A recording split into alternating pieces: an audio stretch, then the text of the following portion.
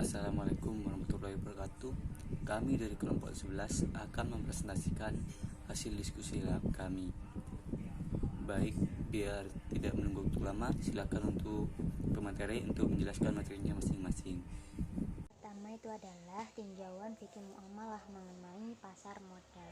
Nah, pasar modal ini sebagai tempat bertemunya antara penawaran dan permintaan surat berharga, menyediakan sumber pembelanjaan dana jangka panjang yang akan diinvestasikan pada barang modal.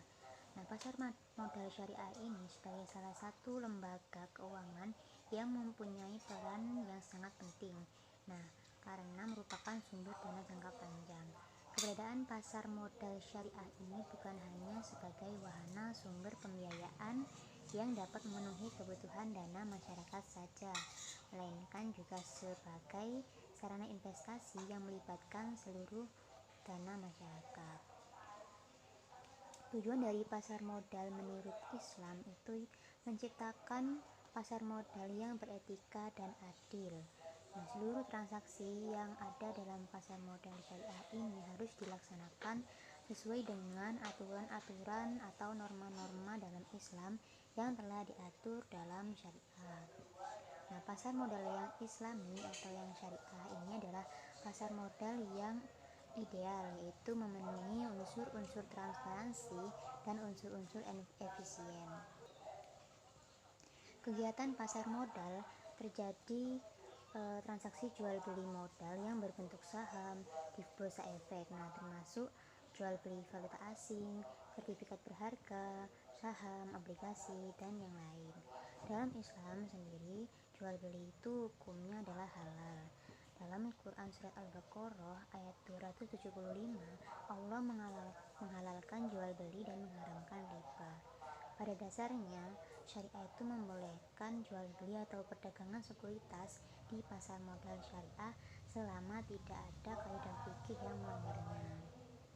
Nah, jika diperhatikan dalam jual beli saham pada pasar modal ini termasuk dalam kategori mudharabah, karena emisi di pasar modal ini sama dengan sistem mudharabah yang ada pada fikih Islam. Pada pasar modal ini salah satu pihaknya itu sebagai pemodal atau yang biasa disebut investor. Nah, dalam fikihnya itu disebut shahibul mal, yang menyerahkan modalnya kepada pihak lain. Dalam hal ini, pihak yang membutuhkan modal itu disebut emiten. Kemudian nantinya modal tersebut akan dikelola dan diinvestasikan, kemudian hasil atau laba yang didapatkan itu akan dibagi sesuai dengan perjanjian atau akad yang telah disepakati pada awal. Penerapan prinsip syariah di pasar modal syariah ini tentunya bersumber dari Al-Quran dan hadis dan juga dari ilmu fikih. Nah, terdapat pada kaidah fikih yang menyatakan bahwa pada dasarnya semua bentuk muamalah itu boleh dilakukan kecuali ada dalil yang mengharamkannya. Nah, konsep inilah yang kemudian akan menjadi prinsip pada pasar modal syariah di Indonesia. Prinsip yang digunakan ini juga berdasarkan fatwa DSN MUI selama fatwa tersebut tidak bertentangan dengan peraturan Bapepam LK. Nah, prinsip syariah di pasar modal yang dinyatakan dalam fatwa DSN MUI nomor 40 tentang pasar modal dan pedoman umum penerapan prinsip syariah di pasar modal, yaitu ada yang pertama, pasar modal beserta mekanismenya terutama mengenai emiten, jenis efek yang diperdagangkan, kemudian itu telah dipandang sesuai dengan syariah atau belum. Jadi harus sesuai dengan kriteria-kriteria yang harus memenuhi prinsip syariah. Dan kemudian yang kedua, ada suatu efek dipandang telah memenuhi syariah apabila telah memenuhi atau telah memperoleh pernyataan kesesuaian syariah dikeluarkan oleh DSN MUI terhadap suatu efek syariah bahwa efek tersebut sudah benar-benar sesuai dengan prinsip syariah. Baiklah, selanjutnya yaitu mengenai jual beli saham di pasar modal syariah. Nah, surat berharga atau efek merupakan salah satu produk syariah di pasar modal. salah satu efek syariah yang telah diterbitkan di pasar modal Indonesia yaitu saham. Saham merupakan surat berharga yang merupakan bukti dari penyertaan modal kepada perusahaan. Dengan adanya bukti tersebut, pemegang saham memiliki hak untuk mendapatkan bagian dari hasil perusahaan tersebut. Nah, dalam prinsip syariah, hal tersebut merupakan kegiatan musyarakah atau syirkah. Jadi, kegiatan tersebut tidak bertentangan dengan prinsip syariah. Ada dua jenis saham syariah yang telah diakui di pasar modal Indonesia. Yang pertama yaitu saham yang dinyatakan memenuhi kriteria seleksi saham syariah berdasarkan peraturan OJK nomor 35 garing POJK 04 2017 tentang kriteria dan penerbitan daftar efek syariah.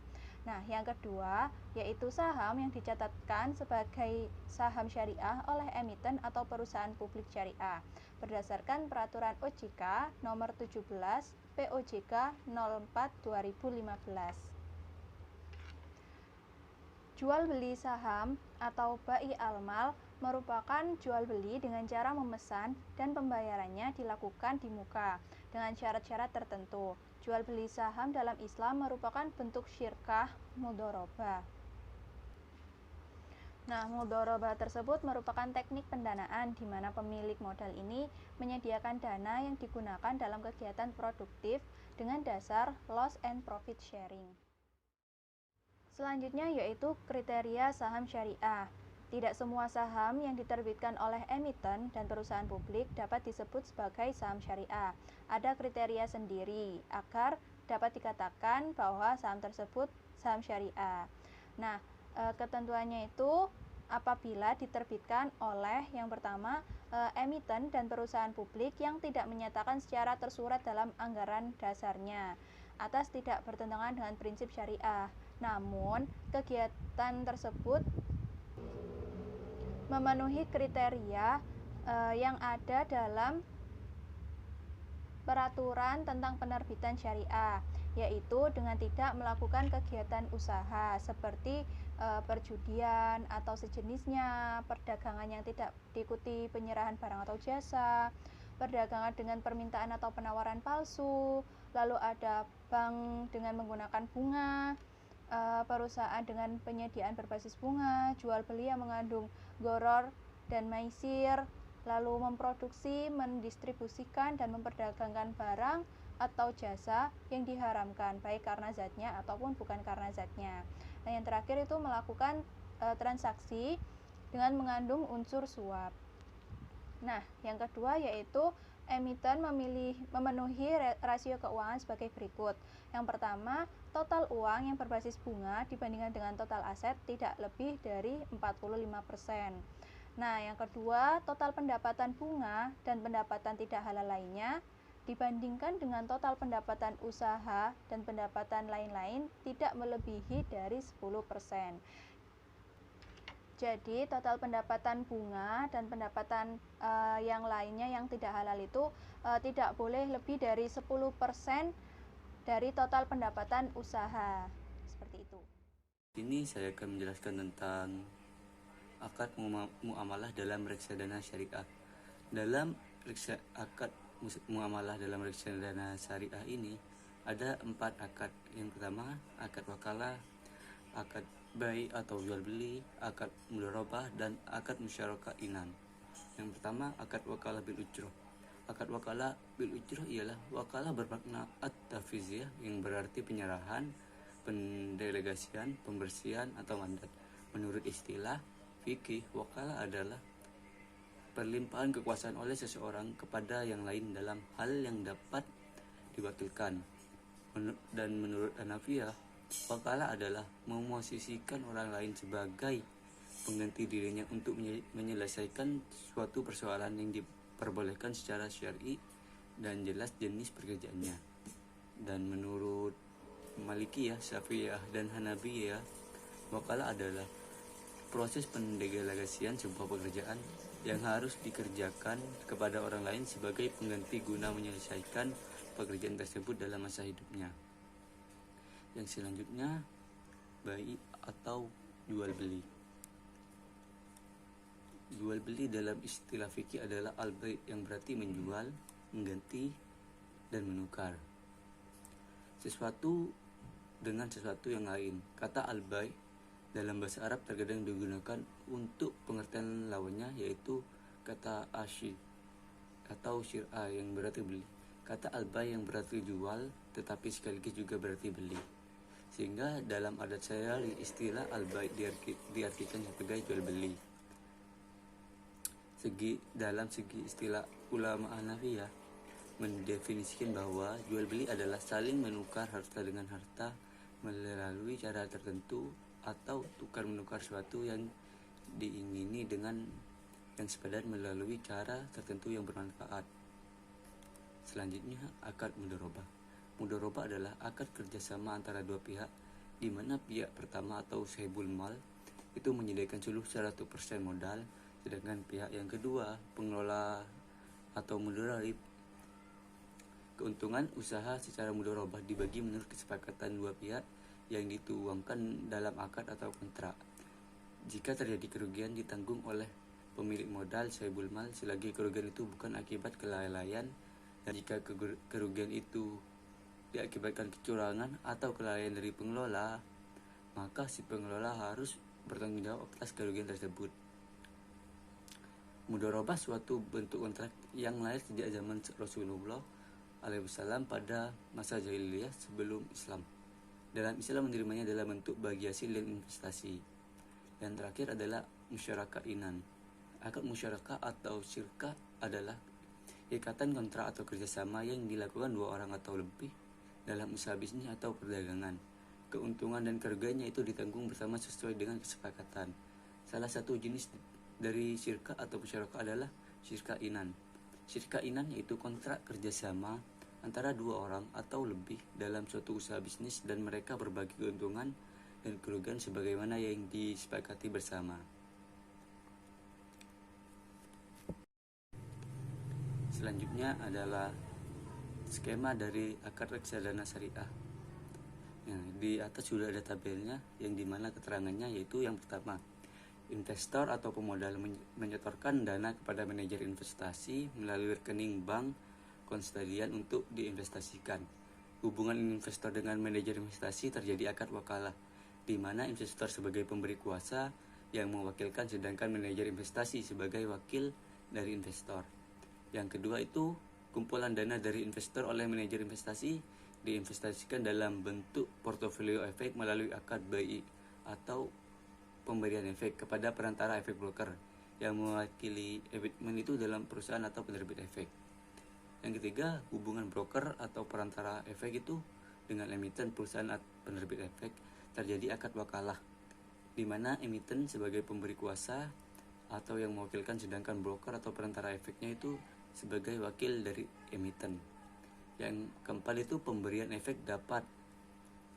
Yang pertama, deposito di bank syariah dengan akad mudharabah, di mana manajer investasi sebagai wakil dari sahibul mal, sedangkan pihak bank syariah selaku pengguna investasi bertindak sebagai mudharib atau pengelola dengan pembagian laba sesuai nisbah yang disepakati. Yang B, dapat berupa kepemilikan saham atau perusahaan emiten dengan akad musyarakah inan dengan pembagian laba sesuai jumlah saham yang dimasukkan. Yang C, atau surat hutang atau obligasi dengan menggunakan akad mudharabah, di mana investor sebagai sahibul mal yang diwakili oleh manajer investasi, sedangkan perusahaan penerbit obligasi sebagai mudharib atau pengelola, dan keuntungan usaha dibagi kedua pihak sesuai nisbah yang disepakati ketika awal kontrak. Di samping penerbit obligasi memberikan pendapatan berupa bagi hasil dari pengelola dana kepada pemilik obligasi atau investor yang diwakili manajer investasi. Juga wajib membayar kembali dana pokok obligasi pada saat jatuh tempo.